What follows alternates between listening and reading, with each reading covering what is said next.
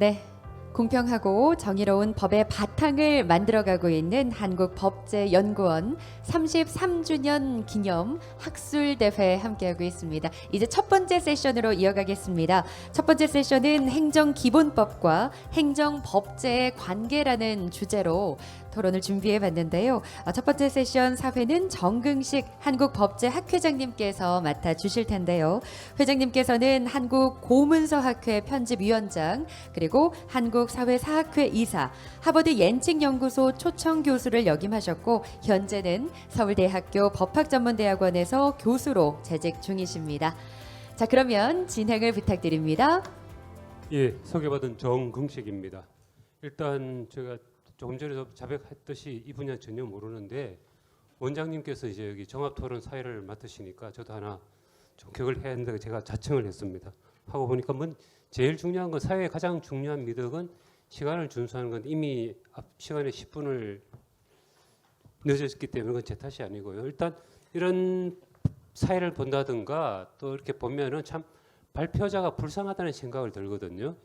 발표자는 미리 원고 자료를 다 보내줘가지고 토론자들한테 저를 공격하시오라고 이야기를 했는데 정작에 와보면은 공격만 당하고 자기를 변호내지 방어할 시간이 전혀 없는 그런 게 있습니다. 또 저희들이 이미 밤은 길고 통검이었기 때문에 좀 법원 동호회 모임을 약간 늦게 시작해 좀 늦게 끝나도 되는 것 같으니까 10분 최소한 이제 발표가 20분이고 토론이 3분 각 10분인데요.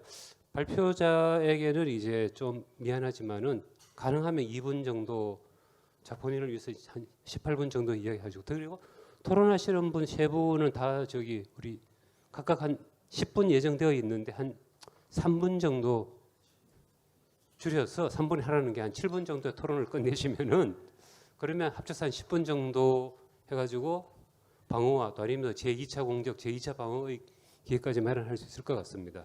이렇게 일단 그러면 오늘 발표해 주시는 분은 이제 백옥선 법제연구원 연구위원으로 계십니다. 그리고 산업통상자원부 규제개혁위원 했고요. 그런 면에서 이제 연구원 보고서 쓰기도 급하실 텐데 이제 과외를 하는 것도 감사드리고요. 그리고 토론자 3분은 모두 이제 우리 연구원 출신입니다. 지금 강주영 교수님은 이제 제주대학교 법학전문대학원 교수로 계시고요. 그리고 이제 주로 지방시라든가 재정법 전문이시고 김지영 교수님은 이제 대구대학교의 경찰학부 교수로 계십니다. 특히 이제 감사연구원의 감사논리 편집위원으로 이재훈 교수님 승신여자대학교 법학부 교수이고요. 법제처의 이제 행정법제 혁신 추진자 전문위원으로 이 분야의 전문가라고 이야기를 할 수가 있습니다.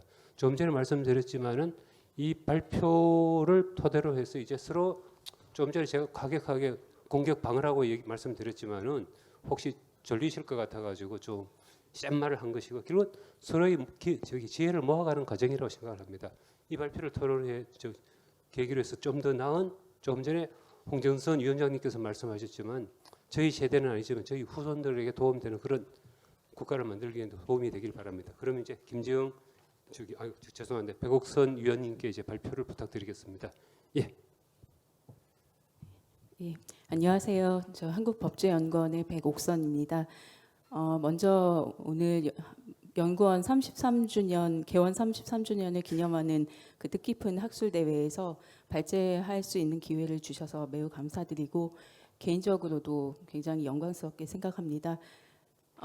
제가 오늘 발제를 할 주제는 행정기본법과 주요 행정법제와의 관계입니다. 앞서 홍정선 교수님께서 이제 앞으로 통합을 검토해야 되는 법률의 대강을 이렇게 굉장히 많이 제시를 해주셨습니다. 근데 그 중에서도 저는 오늘 일부에 좀 더 먼저 검토가 필요하지 않나 싶은 법제를 중심으로 그 법제와 행정기본법과의 관계를 말씀드리고자 합니다. 그래서 간단하게 기본법에 대한 평가와 왜 그 법체계 개편이 필요한가 이 부분은 이미 기조발제에서 충분히 다뤄졌다고 생각을 하고요. 조금 더 그것보다 구체적으로 이제 기본법하고 개별 행정법제에서의 그 중첩이나 모순되는 부분들에 대한 언급을 간단하게 드리고 그 행정기본법을 비롯해서 행정법 체계를 어떤 식으로 개편하면 좋겠는지에 대한 생각을 좀 말씀드리고자 합니다.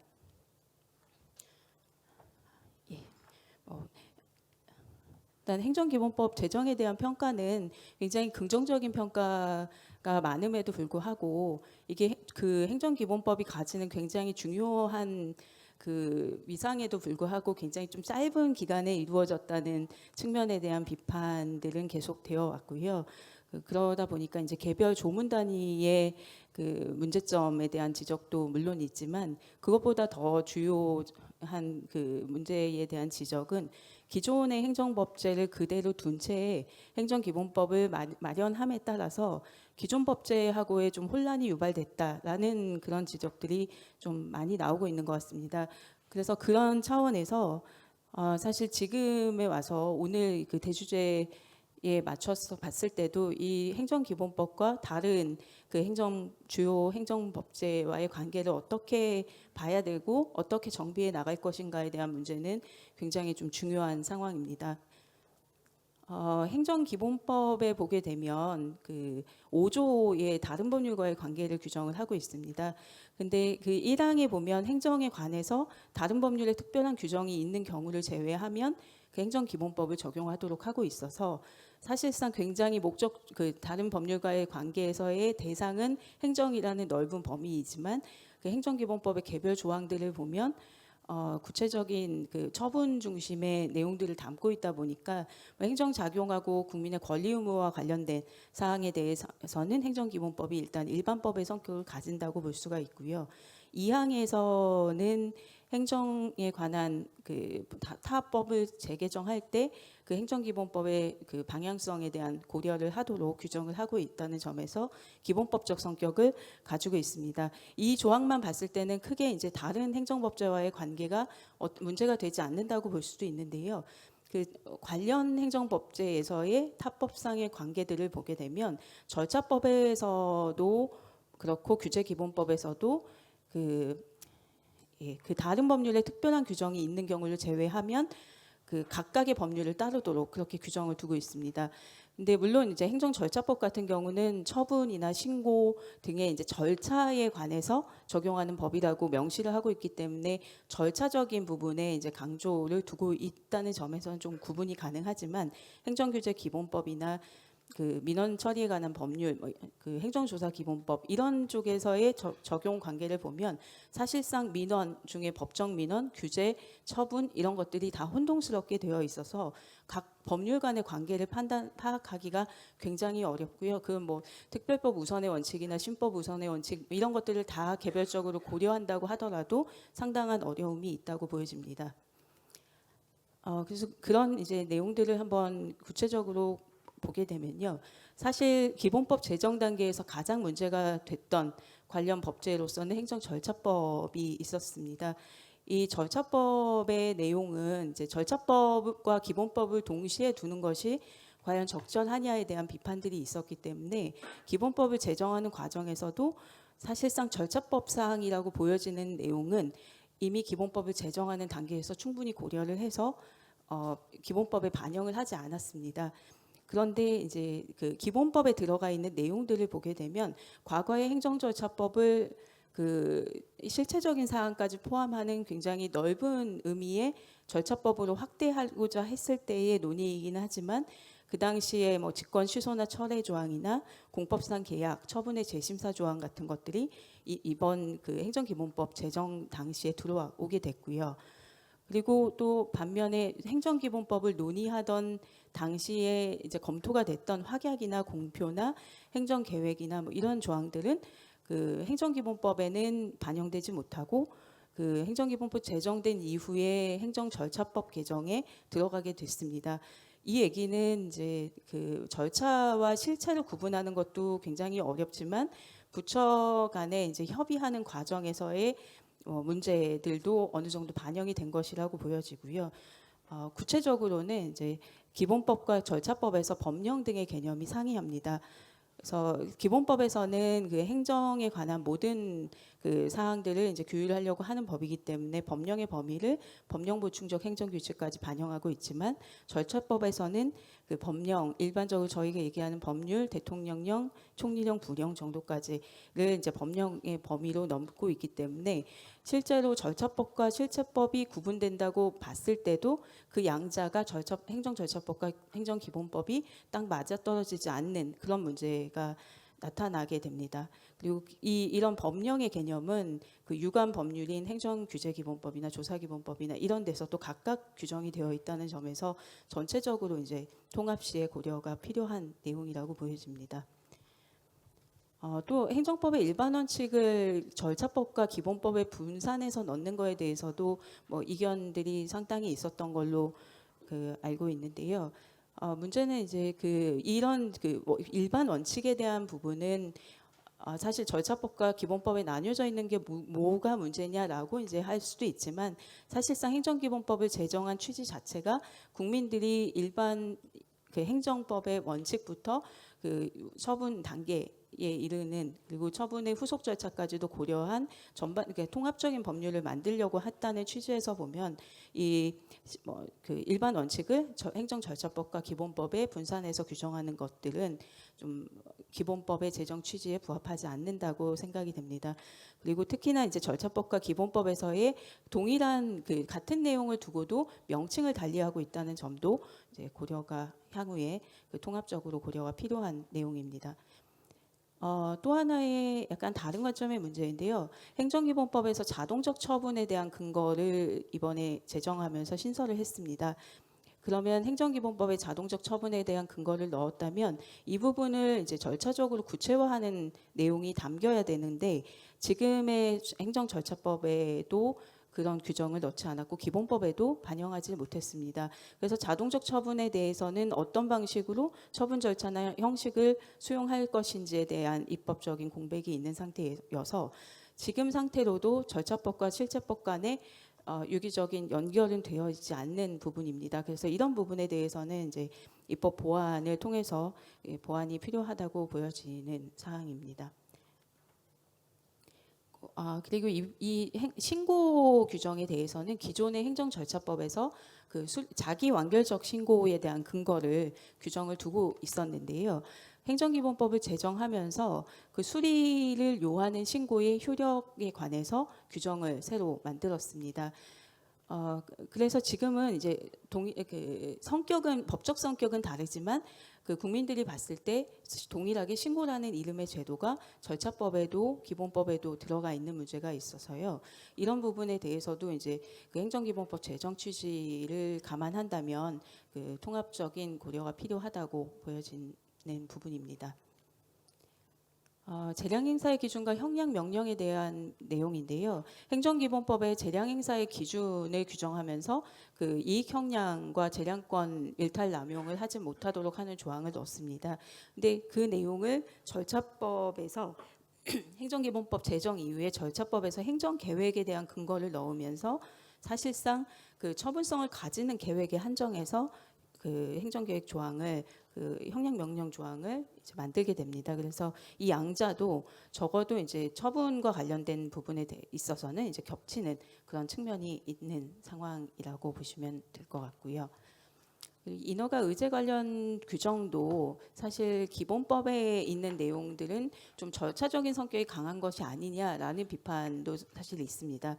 근데 또 절차법에는 인허가 의제 기준에 대한 공표 조항을 이제 넣다 보니까 하나의 인허가 의제에 대해서도 절차법과 기본법을 이렇게 나눠서 검토해야 하고 절차나 절차적인 내용을 쉽게 파악하기가 어렵습니다. 그래서 이 부분은 이제 행정기본법 인허가 의제 조항의 뭐 기준 같은 것들 실체적인 내용을 좀 보완하는 것에 대한 문제와 더불어서 절차법과의 관계에서도 좀 조정이 필요하다고 보여집니다. 이의 신청에 대한 조문을 만들면서는 민원 처리에 관한 법률과의 관계가 상당히 문제가 됐습니다. 그리고 최근에도 이제 행정기본법상 이의 신청 조항을 각 개별법에서 받아주면서 민원 처리에 관한 법률에 따른 이의 신청 조항하고의 좀 혼동이 있는 상황입니다. 그런데 이제 이 민원 처리에 관한 법률상의 이의 신청은 거부 처분에 한정이 되고 심판법상의 심판에 한정이 되지는 않는다는 점에서 차이가 분명히 있지만 사실상 거부 처분과 관련해서는 중요한 거부 처분이 대부분 근거가 중첩된다는 점에서도 좀 통합적인 그 정비가 필요한 상황이라고 보면 될 것 같습니다. 그다음에 그 행정규제기본법과의 관계에서 보면 사실상 이 행정규제기본법에 규제 법정주의 조항이 들어 있습니다. 근데 그 행정기본법에는 그 법치행정의 원칙 조항이 있고요. 그러다 보니까 이게 내용이 사실상 같은 내용인데요. 그러면 행정규제기본법에 있는 내용이 사실상 조금 더 구체적인 내용을 담고 있기는 합니다. 근데 행정규제기본법에 있는 행정규제기본법은 기본적으로 그 법률의 성격 부분을 보시면 94년도에 행정규제 및 민원사무기본법에서 출발해서 중간에 행정규제관리법이라는 제명을 거쳐서 지금의 이제 규제기본법이 됐습니다. 그래서 사실상 이 법은 규제 관리나 규제 완화를 위한 정부 조치를 좀 규정하고 있는 성격이 강한 법입니다. 그러다 보니까 이 행정규제기본법에 있는 이 규제법정주의에 관한 내용이 조금 굳이 여기에 이제 규정되지 않아도 되는 측면이 있고요. 그 부분은 뒤에서 이제 통합의 의견을 말씀드리겠습니다. 조사기본법의 경우에도 그 행정조사의 개념이 상당히 이제 행정기본법에 규정하는 일반적인 처분이나 행정강제와 이렇게 겹쳐지는 부분들이 있습니다. 그래서 이 부분 역시도 사실상 이 중복되는 측면이라고 볼 수 있는 내용들이 있는 것이 이제 그 행정기본법으로 좀 통합적으로 검토될 필요가 있다고 생각이 됩니다. 행정심판법에 대한 관계에서는 사실상 이제 그 행정심판이 행정의 자기통제적 기능을 많이 수행을 하다가 최근에 사법적인 성격이 강조되면서 그 이번에 이제 행정기본법에 들어온 이의신청 제도가 상당히 자기통제적 기능을 커버하는 그런 역할을 하고 있습니다. 근데 다만 행정기본법을 만드는 과정에서 그 행정심판법 3조하고 4조와의 관계에서 그 이의 신청의 대상이 무엇인지를 확정하기가 좀 굉장히 어렵게 되어 있습니다. 그래서 그런 부분에 대한 것도 향후에 이제 행정심판법과의 관계에서 이의 신청 조항도 좀 정비가 필요한 상황이라고 볼 수 있습니다. 대집행법과 관련해서도 그 행정기본법에 보게 되면 그 행정강제 조항을 담고 있는데요. 이 30조가 그 근거입니다. 근데 여기서 5개의 내용을 규정을 두고 있는데 사실상 행정기본법에서 구체적인 사항을 절차 조항을 두고 있는 것들은 그 이행강제금 직접 강제, 즉시강제 정도이고 대집행 같은 것들이나 강제징수는 그 대집행법이나 강제징수에 관한 개별법을 따르게 되어 있습니다. 그러다 보니까 사실상 이게 이제 행정기본법상의 행정강제가 좀 부실한 부분이 있다, 입법적으로 공백이 있다 이런 비판을 받기도 하는데요. 이런 부분에 대한 것들도 이제 행정기본법과 어떻게 통합할지에 대한 고민이 필요하다고 보여집니다. 이 법령 등 공포에 관한 법률은 특별한 내용은 아니지만 어쨌든 국민이 이해하기에 공포일과 시행일에 관한 것들을 이렇게 각각 두는 것이 지금 이렇게 합리적으로 구분이 되어 있지만 국민의 입장에서 봤을 때는 하나로 이제 이해하기가 굉장히 어려워서 이런 부분에 대한 것도 통합 검토가 가능하지 않을까 생각을 하고 있습니다. 그러면 이제 오늘 주제인 그 행정기본법을 비롯한 행정법 체계의 개편 방향입니다. 첫 번째는 일단 가장 먼저 고민해야 되는 부분은 기본법과 절차법의 그 중복과 모순을 해소하고 통합하는 방향성에 대한 검토가 좀 필요하다고 보입니다. 그래서 우선 단기적으로는 그 2개의 법률에 유사하게 혹은 중복해서 규정되어 있는 조항 혹은 이제 모순되게 되어 있는 조항의 경우에는 이제 정비가 필요하고 각각 이제 개별법 그 기본법과 절차법을 좀 보완해 나가는 것이 필요하다고 보여지고 중장기적으로는 그 기본법과 절차법을 통합할 필요가 있다고 생각이 됩니다. 그 앞에서 이제 홍정선 교수님께서 말씀해 주신 것처럼 그 이제 기본법 행정기본법을 중심으로 좀 통합 행정기본법 이런 방향으로 가는 부분을 좀 고려할 수 있을 것 같고요. 다만 그 과정에서는 그 법률의 명칭이나 법 소관 문제에 대한 조금 더 심도 있는 논의가 필요하다고 보여집니다. 그리고 두 번째 민원 처리에 관한 법률은 지금도 지금 소소하게 그 입법 단계에서 여러 법률에서 문제가 되고 있는 걸로 알고 있습니다. 그래서 이 부분은 이제 양 법률 간의 이의 신청 제도의 중복 부분을 좀 수정할 필요가, 정비할 필요가 있다고 보여지고요. 민원 처리에 관한 법률에 있는 그 민원인의 의무라든가 민원인의 권리 의무나 민원 처리의 원칙 같은 조항들은 행정기본법으로 이관해도 되지 않을까 생각이 되고요. 중장기적으로는 이제 기본법, 절차법 그리고 민원 처리에 관한 법률도 통합행정기본법으로 같이 통합하는 방향을 고민해 볼 필요가 있겠다는 생각입니다. 두 번째 이제 검토해야 되는 것이 이제 행정강제법을 방금 전에 말씀을 드렸는데요. 그 지금은 행정대집행법하고 개별 그 대집행을 정하는 개별법제하고도 좀 맞지 않는 부분들이 있습니다. 그리고 행정강제와 관련된 개별법에서 그 행정기본법의 취지에 어긋나는 것들도 좀 있는 걸로 알고 있어서 그런 부분에 대한 정비 보완을 단기적으로 먼저 할 필요가 있다고 보여지고요. 그 중장기적으로는 행정상 강제는 일반적인 그 처분론과는 성격이 좀 구분이 됩니다. 그래서 처분을 위한 사전 절차를 규율하는 행정절차법의 사항과는 또 구분이 되는 문제라고 보고 있고요. 그래서 이 통합 방안은 여러 가지로 고민을 할 수 있겠지만 먼저 그 우선적으로 고려할 수 있는 부분은 행정기본법과 절차법의 그 통합을 하면서 행정강제와 관련된 실체적이거나 절차적인 내용도 행정기본법으로 이제 통합을 하는 방안이 일환으로 고려가 될 수 있겠습니다. 다만 이제 기본법에서도 처분의 사전 절차를 정하는 일반 절차하고 행정강제에 관한 장은 적어도 이제 좀 엄밀하게 이렇게 좀 구분해서 규정을 두는 것이 어떨까 생각이 됩니다. 그래서 뭐 중복적인 그런 절차들을 행정강제에서 거치지 않도록 하는 방안이고요. 이 안으로는 행정강제에 관한 기본적 취지나 기준에 대해서는 기본법에서 통합을 하고 그 구체적인 그 행정강제의 방법이나 절차에 대해서는 행정집행법을 별도로 제정해서 반영하는 방안도 고려가 될 것 같습니다. 그리고 이제 행정조사 기본법과의 통합 문제인데요. 행정조사 중에서 보면 그 행정조사하고 직접강제, 즉시강제가 약간 혼합적으로 규율되어 있는 사항들이 상당히 있습니다. 그래서 행정조사 기본법을 적용할 사항인지 행정기본법에 적용을 받아야 되는 사항인지가 좀 명확하지 않은 부분들이 있거든요. 그래서 중장기적으로는 그 기본법과 조사기본법, 절차법 뭐 이런 것들이 결국은 다 국민의 권익 보호를 위한 법률이기 때문에 통합을 검토하는 것이 어떨까 생각이 되고요.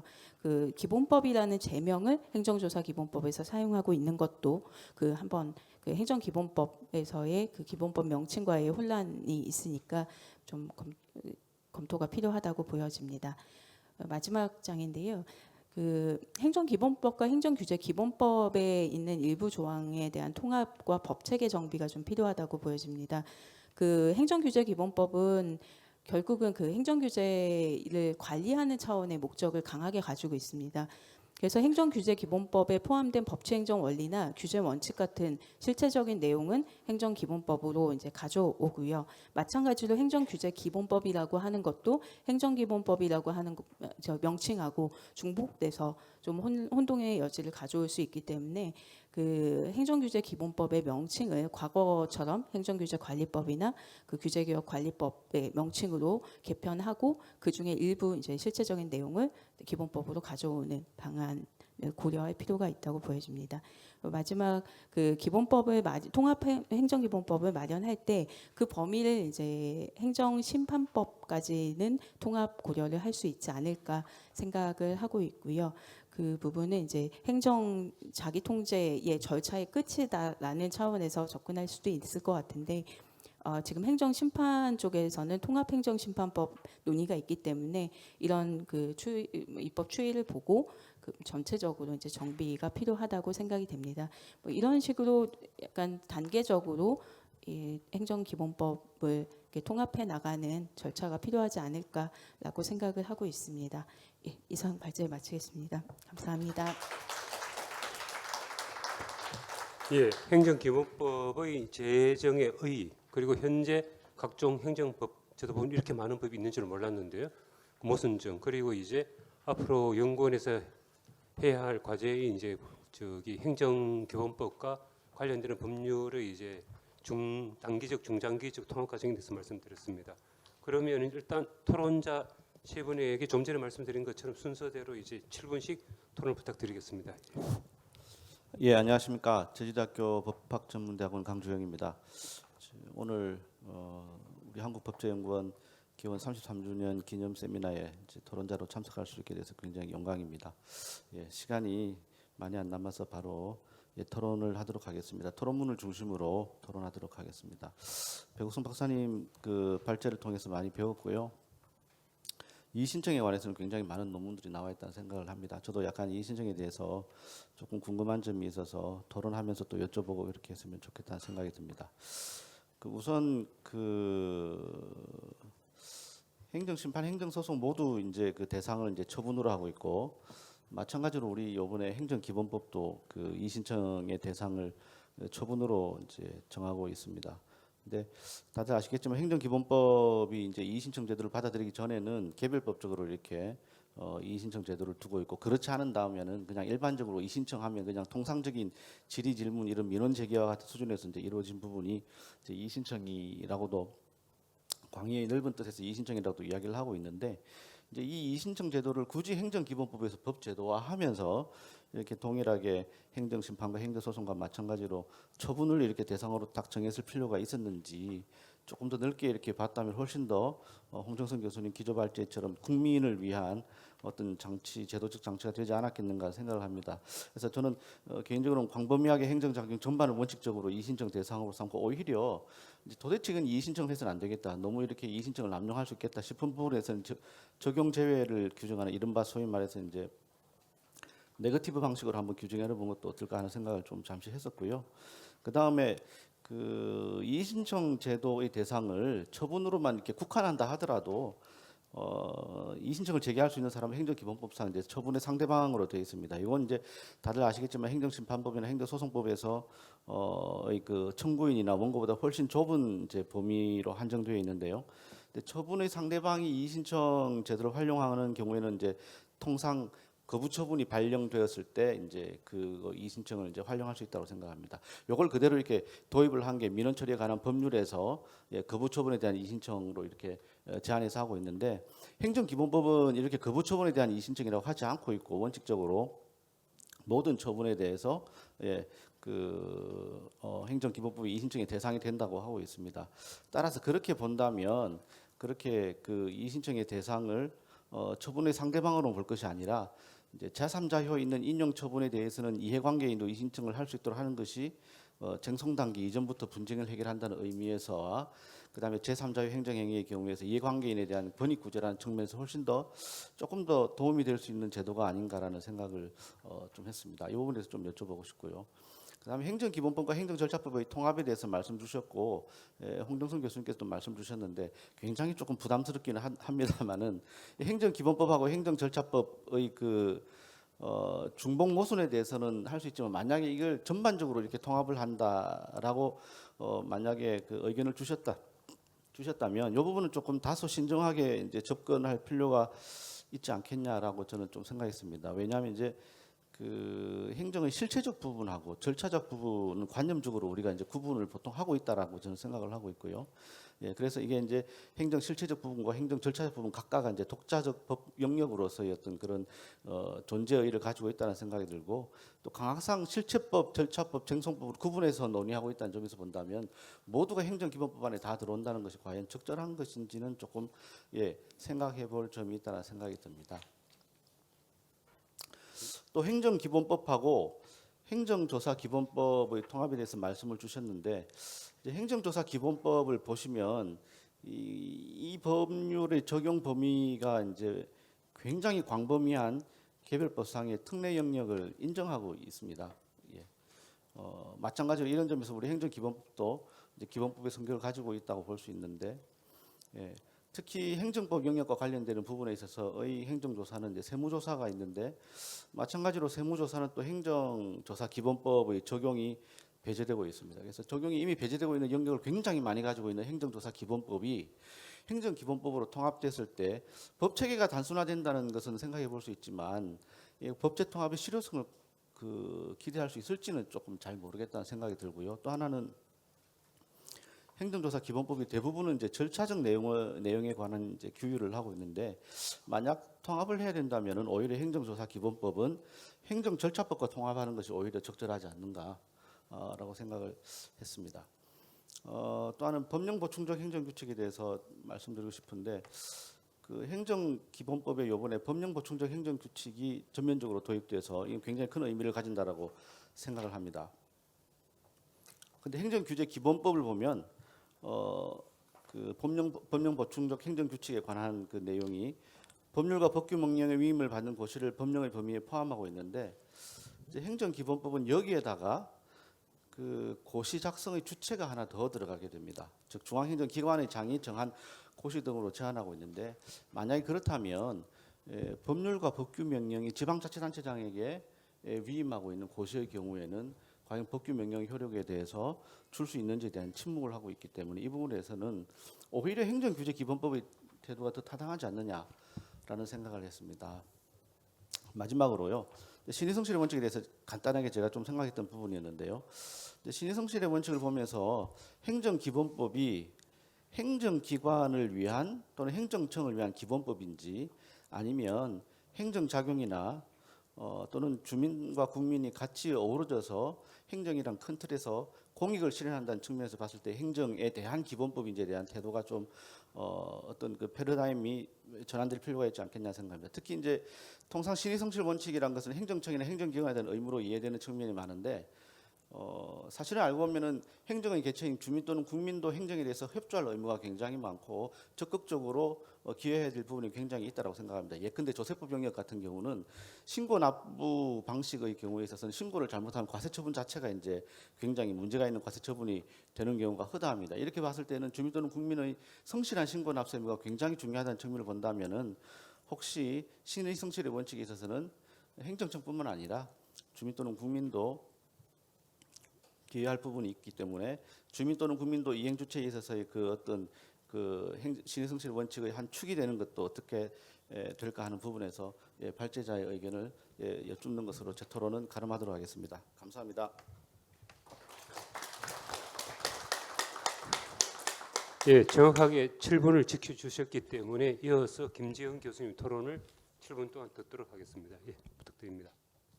네, 안녕하십니까. 대구대 김지영입니다.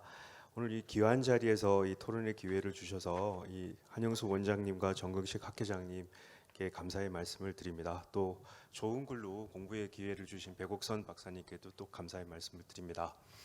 사실 저도 법제연구원에 한 2년 정도 재직을 했었고, 이게 연구원이 2014년 1월에 세종시로 이전을 했으니 이제 한 6개월 정도가 지나면 연구원 이 세종시대가 10년을 맞이하는 걸로 보여집니다. 그런 측면에서는 그간에 원장님도 말씀하셨던 것처럼 이 박사님의 수가 이 50분을 넘어가는 국책 연구기관의 수가 많지 않다라고 하는 거는 우리 연구원이 그 연구 역량과 이런 것들을 인정받은 것이 아닌가라는 생각을 해봅니다. 그런 측면에서 원으로서 자긍심을 가지게 됩니다. 그다음에 이제 토론에 관련된 사항은 자료집 43면 이하, 44면, 45면에서 있는 내용을 주로 말씀드리겠습니다. 제가 생각하기에 43면 하단의 내용입니다. 행정기본법의 제정 취지는 현대 국가에서 대부분을 차지하고 있는 행정법이 실제 국민의 권리 의무에 직접적인 영향을 미치는 영역임에도 불구하고 일반 국민이 이를 명확하게 인식하기에는 전문성과 복잡성에 따른 한계에 직면할 수밖에 없었습니다. 따라서 이와 같은 곤란한 상황을 해결하고자 행정기본법이 제정된 것이 아닌가라고 생각해봤습니다. 구체적 사실에 적용하기 위한 법의 발견 과정부터가 국민에게는 어려운 과정일 수밖에 없으며 근거법을 인식하고 있어도 해석의 문제에 직면하게 됩니다. 나아가 그 해석도 홍정선 교수님 아까 말씀하셨던 것처럼 전문가들에게 의존할 수밖에 없어서 국민에게는 행정작용으로 침해된 자신의 권리구제를 받는 것이 어려운 일일 수밖에 없었습니다. 이와 같은 측면에서 행정기본법의 제정은 법률의 명확성과 예측 가능성을 부여해서 국민이 자신의 권리가 무엇인지 인식하게 하고 권리구제 가능성을 모색할 수 있게 하였다라는 측면에서 법적 안정성을 부여한 것이 아닌가라고 생각해 봤습니다. 44면 상단의 내용입니다. 개별 행정작용이 각각의 근거법에서 상이하게 규정되어 있거나 법률 상호 간의 규범 충돌의 문제가 발생할 수 있는데 행정기본법은 지금까지는 아니어도 앞으로는 일정한 입법적 모델을 제시하여서 입법적 체계의 정비 방향의 지침을 제공하고 있다라는 점에서는 그 의의가 적지 않다라고 보여집니다. 다만 현대 국가에서의 행정작용은 다양할 수밖에 없는데 비교적 간소한 조항으로 행정작용 전체에 대한 규율이 어렵다라고 하는 현실적인 한계와 충분한 논의와 검토가 필요함에도 비교적 단시간 내에 어떤 입법 작업이 이루어짐으로써 기존 법률과의 어떤 체계 정합성 문제에서 보완해야 할 사항이 많다는 점은 분명 행정기본법이 앞으로 개선해야 될 과제라고 생각됩니다. 행정기본법은 27조의 공법상 계약과 같은 사항을 규정하고 있지만 제가 생각하기에는 여전히 국민의 권리와 의무에 영향을 미치는 처분에 한정되어 규정하고 있는 것으로 보여집니다. 예컨대 현대 국가에서 그 중요성과 기능이 확장되고 있는 행정계획, 행정조사 등의 작용에 대한 사항은 규율하고 있지 않고 공법상 사실행위에 관한 규정도 발견하기가 어렵습니다. 사실 이 부분은 백옥선 박사님 발제 자료와 관련이 되는데 처분에 관한 기본법으로서 행정기본법이 기능한다면 행정조사는 행정조사 기본법이 규율하고 행정계획, 지도, 위반 사실의 공표 등 처분 이외의 행정작용에는 행정절차법이 절차적 통제를 규정하고 있는 것으로 보여집니다. 따라서 각각의 법률의 규율 대상은 어느 정도 구분할 수 있게 됩니다. 이를 종합해 보면 현행 행정기본법은 제가 생각하기에는 행정작용에 관한 기본법이라기보다는 행정처분에 관한 기본법에 가깝다라고 보여집니다. 행정기본법의 의의와 역할은 법 제5조에서 발견되는데 아까 백옥선 박사님 발제 내용처럼 발제 자료 29면에서 분석하고 계시는 것처럼 행정기본법은 개별 행정작용에 관한 일반법의 성격과 기본법의 성격 모두 가지고 있습니다. 그래서 일반법으로서의 성격은 발제 자료 34면에서와 같은 이의신청, 23조의 제재처분의 제척기간, 27조의 공법상 계약 등에 있어서 보면 개별법이 규정하고 있지 않은 경우 행정기본법의 규정이 일반법으로서 기능하게 됩니다. 행정기본법이 제5조 2항의 다른 법률의 재개정에 있어서 행정기본법의 목적과 원칙, 취지 등을 고려하도록 하고 있는데 이는 분명 행정 관련 법률의 재개정에 일정한 모델을 제시하고 있다는 점에서 의의가 있습니다. 이것은 개별법에서 유사한 행정작용임에도 불구하고 명확한 근거 없이 상이하게 규율하여 국민에게 혼란을 초래하는 것을 방지하고 향후 입법적 개선을 통해 이를 일관되고 통일성 있게 규율하려는 취지로 보여집니다. 다만 행정기본법 제5조 제2항은 입법의 방향성을 제시하는 것일 뿐 이 자체가 입법자의 입법 형성의 자유는 제한하지 못한다라고 하는 한계도 분명합니다. 헌법 제40조에 따른 입법권의 행사를 제한하기 위해서는 헌법적 근거를 마련해 두고 있어야 되기 때문에 행정기본법이 이를 규율할 수는 없는 것은 분명 이 모델법으로서의 어떤 행정기본법의 성격일 수밖에 없고 사실 입법 아까 홍정선 교수님도 말씀하셨고 입조처장님도 말씀하셨던 것처럼 이게 입법자의 어떤 구속의 의무 이 부분에 대한 어떤 연구나 필요성에 대해서는 우리가 조금 더 생각해 봐야 될 문제가 아닌가라고 생각해 봅니다. 그 이하에서는 제가 발제문을 읽으면서 이 백 박사님께 여쭤보고 싶은 질문들을 담았는데요. 나머지는 어떻게 보면 지엽적인 얘기인 것이고 백 박사님의 발제문에 보면 각각 개별법상에서의 어떤 법의 행정법의 일반 원칙과 행정기본법상에서의 뭐 일반 원칙, 예컨대 비례의 원칙과 같은 것들을 중복해서 이 규정할 필요가 있느냐라고 말씀 주셨는데요. 사실 제가 생각컨대 행정기본법상에서 이 행정법상 일반 원칙이라고 하는 것을 하건 하지 않건 그것은 크게 의미가 있지 않다라고 생각됩니다. 이미 이 불문법상에서의 의미를 가졌던 것이고 이게 각각의 개별법상의 규정을 둔다라고 하는 것은 이를 환기시키는 정도의 의미일 뿐이지 이것이 어떤 중복된다거나 하는 문제는 아니라고 보여집니다. 이상입니다.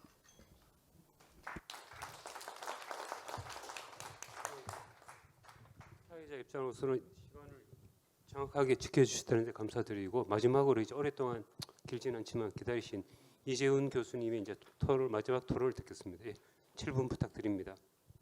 예, 안녕하십니까. 조금 전에 소개받은 성신여자대학교 법학부의 이재훈입니다. 한국법제연구원 개원 33주년 학술 행사라는 이렇게 뜻깊은 행사에 토론자로 참석할 수 있게 되어서 매우 영광입니다.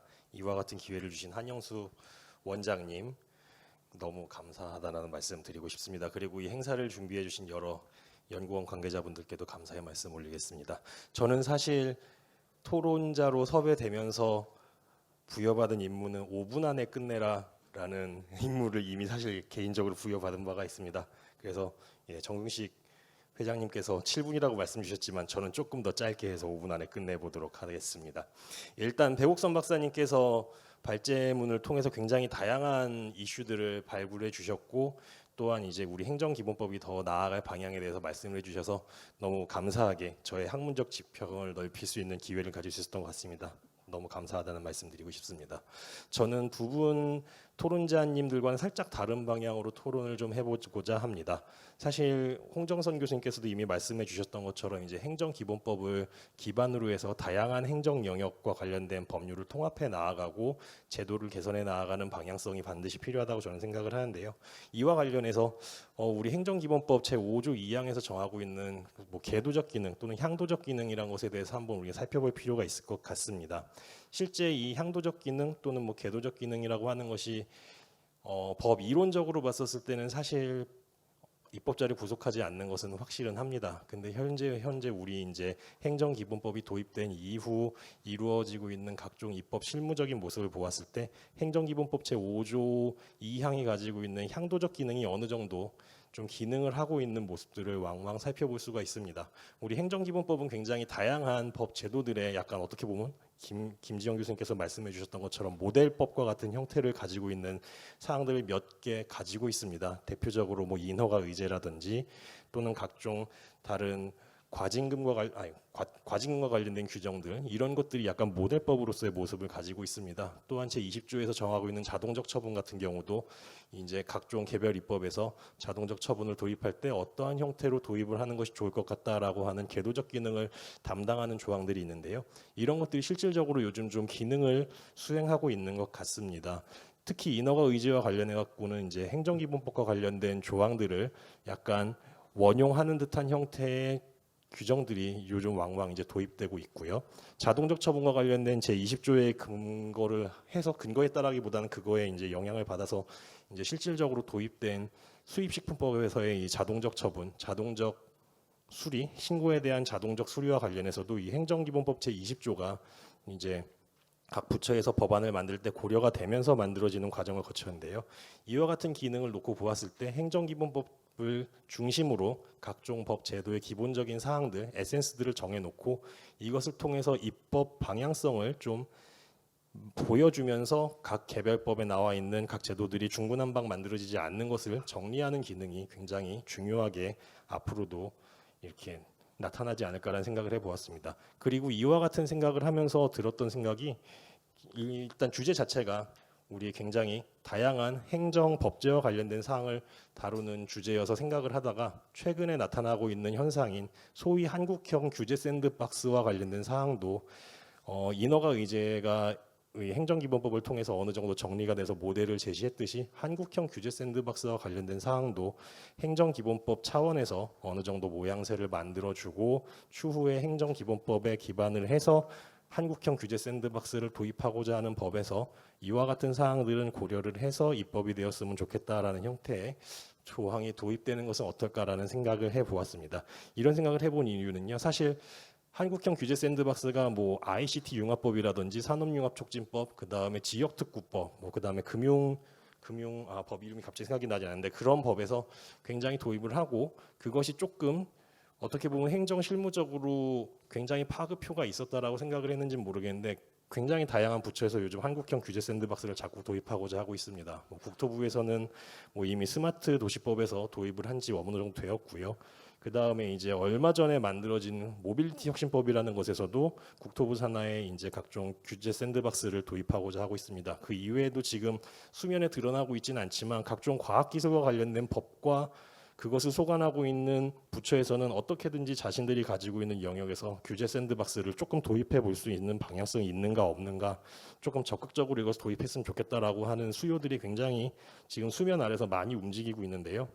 그렇게 하다 보면 워낙 다양한 형태의 규제 샌드박스가 만들어지면서 어떤 법이 우선이네 어떤 법이 우선이 아니네 하면서 하는 각종 규율적인 문제가 발생할 수 있을 것 같은데요. 이와 같은 상황을 정리하기 위해서라도 약간은 인허가 의지와 비교했을 때는 어느 정도 좀 시간이 짧은 만들어진 지 얼마 안 된 제도이긴 하지만 워낙 파급효가 있는 제도가 기존에 있는 법과 제도를 적용하지 않는 형태의 적용을 배제시켜주는 형태의 특이한 제도들이 계속 워낙 다양한 법에 나타나고 있기 때문에 이와 같은 것을 한번 전반적으로 정리를 한 다음에 행정기본법에서 인허가 의지와 비스무리한 형태로 법 제도를 만들어서 뭔가 이제 추후에 개별법에서 한국형 규제 샌드박스를 도입할 때 행정기본법에 나와 있는 사항들을 고려를 해서 개별 입법을 하는 방식으로 어느 정도 향도적 기능을 수행할 수 있도록 행정기본법이 발전되는 것은 어떨 것 같은가라는 생각을 이 발제문을 보면서 생각을 해보았습니다. 저는 배국선 박사님께서 말씀해 주신 사항들에 대해서는 늘 항상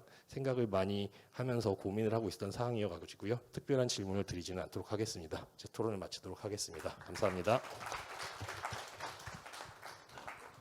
예, 세 분 토론 잘 들었습니다. 제가 뭐 요약할 시간이 없기 때문에 일단 앞에 두 분은 현재의 문제점, 개선 방향에 대해 이야기를 했고요. 마지막 이재훈 교수님께서는 실제 행정 그 기본법 제5조가 작동하는 모습을 얘기를 하고 있습니다. 그러면 이제 백옥선 발표자 박사님 이제 답변을 듣도록 하겠습니다. 지금 시간이 저희들이 10분 늦게 시작했으니까 한 10분 정도 여유 있을 것 같습니다. 예. 예, 저기 귀한 토론 의견 감사드립니다. 그 약간 토론을 굉장히 살살 해주신 것 같은 느낌이 드는데요.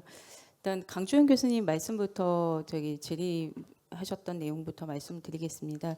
일단 이의신청 조항을 행정기본법에 만들 때 행정심판법상의 처분으로 제한을 사실 했습니다. 이 부분에 대해서 행정심판법상의 처분 또는 부작위가 아니라 처분만 한 것에 대해서도 문제가 있다는 지적도 있고 심판법상 처분과 반드시 연결할 필요가 있느냐에 대한 문제도 있고 강주현 교수님은 이제 그 심판법상 처분보다는 넓게 이의신청 조항을 만들었어야 됐지 않냐라고 이제 의견을 주셨습니다. 물론 이제 맞는 말씀이신데요. 이 행정기본법에 이의신청 조항을 넣게 된 가장 큰 목적은 기존 개별법상의 이의신청 조항들이 굉장히 많았고 그 이의신청 조항을 거치다 보면 행정심판법이나 소송법상의 제소기간을 놓치는 문제가 많았습니다. 그래서 그 부분을 이제 해소하기 위해서 행정기본법의 이의신청 조항을 만들면서 이 이의신청을 거친 경우에는 이의신청 결정을 받고 그 결정을 받은 이후에 심판법이나 소송법상의 제소기간이 시작되게 그렇게 규정을 두는 것이 주된 목적이었습니다. 그러다 보니까 사실상 심판하고 소송하고 그대로 연결이 되어 있었고 그 부분 때문에 어쩔 수 없이 심판법상 처분과 이렇게 일치시킬 수밖에 없었다는 그런 말씀으로 답변을 하면 되지 않을까 싶고요. 그리고 이 이의신청 대상의 이해관계자 제3자를 포함하는 문제에 대해서도 굉장히 비판이 많은 걸로 저도 여러 이제 자료를 통해서도 보았습니다. 그리고 오늘 김재강 교수님께서도 이 부분에 대해서 의견을 발제해 주실 건데요. 그 제3자까지 규정하는 것이 당연히 이제 저기 권리구제 차원에서 필요하다고 생각이 들면서도 이 이의신청제도까지 이제 제3자 규정을 이렇게 제3자를 다 포함해서 받게 되면 사실 이 이의신청 조항 때문에 그 행정구제 절차가 굉장히 장기화된다는 비판이 있습니다. 그래서 제3자까지 넣었을 때 이제 포함시켰을 때 그 이의 신청 절차를 통해서 구제 기간이 계속해서 이렇게 연장되는 부분에 대해서는 사실상 이의 신청의 그 자기 통제 기능을 강조하면 적절하지 않은 것이 아닌가라는 비판들이 굉장히 많았던 내용이 있어서 이게 사실 제3자를 포함하지 못한 측면이 있지 않을까 생각이 되고요. 그렇다고 해서 이 부분은 이제 뭐 반드시 제3자가 아닌 그 처분의 상대방만을 포함할 필요가 있다 이렇게 주장하는 것은 아니고요. 그런 측면이 있지 않았을까 그렇게 저는 그렇게 이해를 하고 있습니다. 그리고 행정기본법에다가 이제 통합행정기본법을 만드는 경우에 실체법이나 절차법이나 쟁송법적인 사항을 한데 모을 수 있는 게 이제 현실적으로 가능한 일인가에 대한 부분은 이제 차치하고 사실 이 실체법과 절차법 정도는 쟁송법은 제외하더라도 실체법과 절차법을 지금 구분하는 것도 쉽지는 않아서 이게 행정이 복잡해지면서 그 어떤 행정 절차와 실체가 구분되지 못하는 그런 문제들도 있는 것 같습니다. 그래서 그런 부분을 감안한다면 통합행정기본법에서 이 실체와 절차를 한 번에 규율하게 됐을 때는 그 어떻게 보면 실체법과 절차법 사이의 규율 공백을 좀 메울 수 있는 그런 가능성이 있지 않나라는 생각이 들어서 그런 측면에서 좀 바라볼 필요가 있다는 생각도 들었고요. 그리고 지금의 이제 행정기본법을 중심으로 행정기본법의 그 각각의 내용을 각 개별법에 있는 내용을 넣는 게 맞나 이런 관점이 아니라 그 통합행정기본법은 지금의 행정기본법과는 완전히 다른 그러니까 새로운 형태의 기본법이 돼야 된다고 생각이 되고요. 그런 차원에서 보면 사실상 이 뭐 행정기본법에 어디까지 넣을 수 있느냐의 문제는 논의가 필요하지만 좀 한계는 없는 상황이 아닐까라고 생각이 듭니다. 그리고 행정기본법에 지금 법령보충적 행정규칙을 넣은 거에 대해서는 교수님 말씀 주신 것처럼 굉장히 좀 고무적으로 굉장히 좋은 평가를 받고 있다고 생각이 되고 기존에 이제 행정규제기본법에서 그 법령보충적 행정규칙을 법령에서 굉장히 예외적인 형태로 이제 인정을 하고 있었는데 행정기본법에서 법령보충적 행정규칙을 넣게 됨으로써 사실상 이제 법령보충적 행정규칙도 그냥 예외가 아닌 법령의 하나로 이제 들어오게 됐다는 그런 의미도 있는 것 같습니다. 그런데 이제 다만 그 행정규제기본법에 있는 법령보충적 행정규칙에 대한 규율보다 행정기본법이 범위를 넓게 적용하지 않아서 생기는 문제에 대해서는 그 지금 개정을 추진하고 있는 걸로 알고 있고요. 그래서 그 중앙행정기관의 장이 제정하는 행정규칙이 아니라 중앙행정기관의 장 등이 정하는 행정규칙으로 하고 있기 때문에 그런 부분은 이제 좀 우려하시는 부분은 좀 해소가 곧 되지 않을까 생각이 됩니다. 그리고 신의성실에 관한 원칙을 행정기관의 입장에서만 규정한 부분은 저도 좀 문제가 있다고 생각을 하고 있고요. 신의성실의 의무에 대해서는 행정기관뿐만 아니라 이제 국민에게도 그렇게 의무를 부여하는 것이 이제 타당하다고 생각을 하고 있습니다. 여기까지 강주영 교수님의 질의에 답변이 되셨는지 모르겠는데요. 김지영 교수님께서는 되게 세부적으로 토론문에 많이 의견 주셨는데 크게 하나만 이렇게 말씀 주신 것 같습니다. 사실 지금 오늘 이제 발제한 내용 중에 중복성이 있다고 발제한 많은 내용이 행정법의 일반 원칙을 규율하는 개별법과의 이제 중복성을 말씀드렸습니다. 근데 사실 그 일반 원칙에 대해서는 개별법마다 규정을 두는 것이 잘못된 것은 아니라고 생각을 합니다. 그리고 개별법 단위에서 그동안 계속해서 뭐 비례 원칙 같은 것들은 이제 필요에 의해서 적어도 이런 이념을 따라서 이제 뭐 집행이 이루어졌으면 좋겠다라는 방향에서 이제 조항을 추가를 했던 것인데요. 행정기본법에 이제 일반 조항을 넣을 때도 똑같은 그런 지적은 있었던 것 같습니다. 행정법의 일반 원칙을 행정기본법에 넣으나 안 넣으나 이 부분은 이제 불문법 원칙이고 당연히 적용되는 것으로서 크게 의미는 없다라는 이야기가 있었지만 그 부분이 어쨌든 행정기본법에 이제 반영이 됐으면 사실상 그 행정기본법의 규율 영역에 해당하는 부분에서는 적어도 행정기본법과 큰 차이가 없게 국민에게 일반 원칙을 이렇게 보여주는 것이 그 행정기본법 제정과 그 제정에 따른 효과로서도 의미가 있지 않을까라는 생각을 합니다. 그래서 일반 원칙에 대한 부분은 굉장히 좀 뭔가 그 학생들도 행정기본법 제정 이후에 굉장히 공부할 거리가 많아지면서도 또 한편으로는 행정법 공부가 수월해졌다는 얘기를 많이 하는데요. 그런 차원에서 봤을 때도 좀 행정기본법의 전반적인 그런 정비 차원에서 좀 일반 원칙 같은 것들을 명확하게 반영을 보여주고 다만 이제 부족한 부분에 대해서는 행정기본법의 일반 원칙이 부족한 부분은 계속해서 좀 보완해 나갈 필요가 있다고 생각이 됩니다. 그래서 그런 방식으로 이해를 하면 좋지 않을까 생각을 해봤습니다. 그 이재훈 교수님은 뭐 특별히 질문을 주신 거는 아니시지만 그 행정기본법 그 제정하는 과정에서 좀 참여를 많이 하시고 하셔서 애정이 있으신 것 같습니다. 그래서 행정기본법의 효과를 중심으로 말씀을 주셨고 그 샌드박스 조항 같은 것들을 이제 기본법에서 원칙으로 도입하는 것에 대해서 의견을 주셨는데 한번 고민해볼 만한 의견이라고 생각을 합니다. 예, 그렇게 답변 드리고 저는 마치겠습니다. 예, 제가 예정한 시간 한 3분 정도 남았는데 혹시 토론자 중에 또 추가하실 말씀 있으시면 한 1분 30초 내지 1분의 이야기를 부탁드리겠습니다. 예, 시간이 많이 되고 저도 뭐 이야기한다면 전혀 모르지만 일단 이 과정에서 들은 거 본다면 첫 번째는 이제 우리 속담에 첫 술에 배부르다는 법이 없으니까 저 앞으로 과제는 많이 남았지만 행정기본법을 제정했다는 것 미흡한 점이 막 결국은 완벽한 그 법을 만드는 건 불가능하다 이렇게 시작한 것이 좋고 이거 만들어가는 과정이라고 생각을 하고 있고요. 또 하나 입장에서는 이제 뭐 법의 일반 원칙 그리고 등등 신의 성실 원칙이라고 이야기하는 조금 전에 말씀하셨지만 상징적 의미도 있는 것 같고요. 그리고 또 하나는 이제 계도적 기능.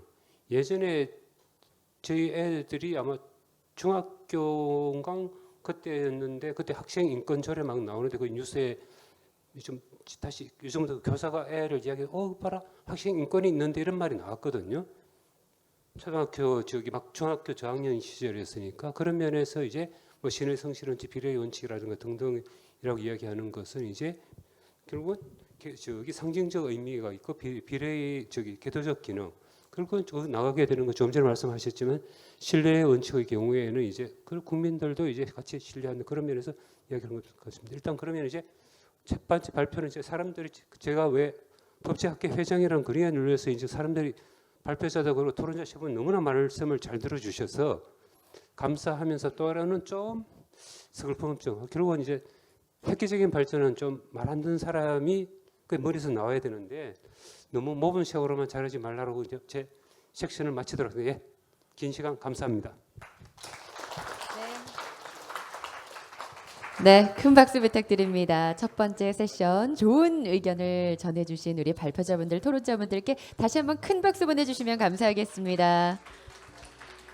네, 행정기본법과 행정법제의 관계라는 주제로 첫 번째 세션을 함께 했습니다. 첫 번째 세션 마무리하고 저희가 잠시 재정비를 하고 두 번째 세션으로 이어가겠습니다.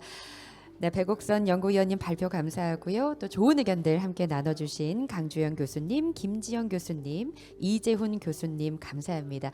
그리고 아무것도 모른다 하셨지만 너무나 매끄럽게 토론을 이끌어주신 우리 정근식 학회장님께도 진심으로 감사드립니다. 수고 많으셨습니다.